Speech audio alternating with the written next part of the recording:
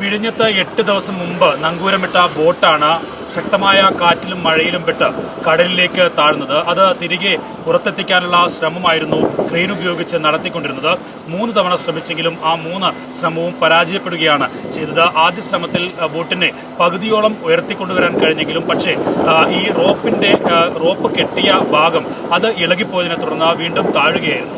അതിനുശേഷം വീണ്ടും ശ്രമം നടത്തി. അത് ഏകദേശം വെള്ളത്തിന് മുകളിലേക്ക് ഉയർത്താൻ കഴിഞ്ഞെങ്കിലും അത് വീണ്ടും ഈ റോപ്പ് പൊട്ടി താഴത്തേക്ക് ഇറങ്ങുകയായിരുന്നു. അതിനുശേഷം വീണ്ടും ഒരു ശ്രമവും കൂടിയാണ് നടത്തിയത്. അതിൽ പൂർണ്ണമായും റോപ്പ് പൊട്ടിത്തെറിച്ച് ഒരു വലിയ അപകടം ഒഴിവാക്കുക കൂടി ചെയ്തു. എന്തായാലും സ്കൂബ ഡൈവേഴ്സ് സംഘം ഉൾപ്പെടെ 3 പേരടങ്ങുന്ന സംഘം ഈ കടലിനടിയിൽ മുങ്ങി ഈ ബോട്ടിന് ചുറ്റും ഈ റോപ്പിന്റെ ഭാഗങ്ങൾ കെട്ടിയാണ് ഉയർത്താനുള്ള ശ്രമം നടത്തിക്കൊണ്ടിരുന്നത്. പക്ഷേ ആ 3 ശ്രമങ്ങളും പരാജയപ്പെട്ടു. ഇപ്പോൾ ബോട്ട് ഉയർത്താനുള്ള ശ്രമം പൂർണ്ണമായും അവസാനിപ്പിച്ചിട്ടുണ്ട്. ഇനി മറ്റേതെങ്കിലും തരത്തിൽ ബോട്ട് ഉയർത്താൻ കഴിയുമോ എന്നുള്ള ആലോചനയാണ് ഇപ്പോൾ നടത്തുന്നത്.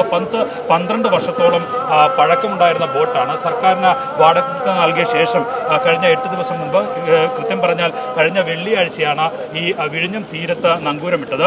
ശക്തമായ മഴയും കാറ്റുമൊക്കെയായിരുന്നു കഴിഞ്ഞ ആഴ്ച ഈ വിഴിഞ്ഞം തീരത്തും ഒപ്പം തന്നെ കടലിലുമൊക്കെ ഉണ്ടായിരുന്ന. കടലിൽ ഉണ്ടായ വലിയ മഴയെ തുടർന്ന് ബോട്ട് കരയിലിടിച്ച് പൊട്ടി അതിനകത്തേക്ക് വെള്ളം കയറിയാണ് ഈ വലിയ ബോട്ട് പൂർണ്ണമായും കടലിന് അടിയിലേക്ക് താഴ്ന്നു പോയത്.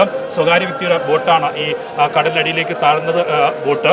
അതുകൊണ്ട് തന്നെ ആ സ്വകാര്യ വ്യക്തിയുടെ നേതൃത്വത്തിൽ തന്നെയാണ് ക്രെയിൻ ഉപയോഗിച്ചുള്ള ഒരു ബോട്ട് കരക്കെത്തിക്കാനുള്ള ശ്രമം നടക്കുകയും ചെയ്തു. പക്ഷേ അത് പൂർണ്ണമായും പരാജയപ്പെടുകയാണ് ഉണ്ടായത്. പക്ഷേ ആ ദൗത്യം പൂർണ്ണമായും അവസാനിപ്പിക്കില്ല, വീണ്ടും അത് തുടരും എന്ന് തന്നെയാണ് വ്യക്തമാക്കുകയും ചെയ്യുന്നത്.